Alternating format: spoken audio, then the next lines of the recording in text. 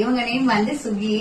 என்னோட senior student, என்னோட favourite ஸ்டூடெண்ட்டுமே சொல்லலாம். ரீசன் என்னன்னா, இதுக்கு முன்னாடி வந்து அவங்க ஆரி கிளாஸ் நம்ம கிட்டதான் கத்துக்கிட்டாங்க. அந்த கோர்ஸ் கம்ப்ளீட் பண்ணி முடிச்சுட்டு இப்ப பியூட்டிஷியன் கிளாஸ் வந்து ஜாயின் பண்ணிருக்காங்க.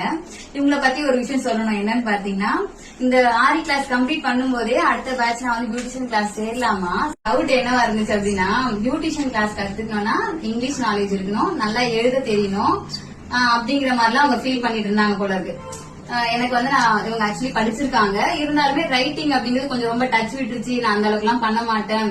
இது வந்து ஆரி கிளாஸ் அப்படின்னா நம்ம கைக்கு தான் வேலை, அதை நான் பண்ணிடுவேன். இது வந்து நீங்க எழுத சொல்றீங்களோ, இதுக்காக நல்லா படிக்கணுமோ அப்படிலாம் பயந்தாங்க. எனக்கு இங்கிலீஷ் நேம்லாம் அந்த அளவுக்கு மனசுல பதியாது, அதுல நிறைய ப்ராடக்ட் நேம் எல்லாம் சொல்றீங்களோ எனக்கு வராது அப்படிலாம் ஃபீல் பண்ணாங்க.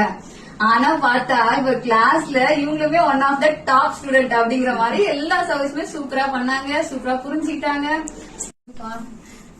என் ஃபர்ஸ்ட் வந்து ஆரி தான் நான் சேர்ந்தேன்.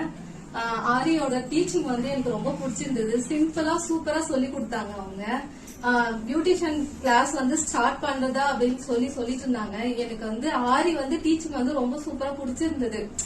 ரொம்ப சிம்பிளாவும் இருந்தது, சொல்லி கொடுக்கற மெத்தடும் ரொம்ப பிடிச்சிருந்தது. அப்புறம் எனக்கு பியூட்டிஷியனும் கத்துக்கணும்னு ஆசையா இருந்துச்சு.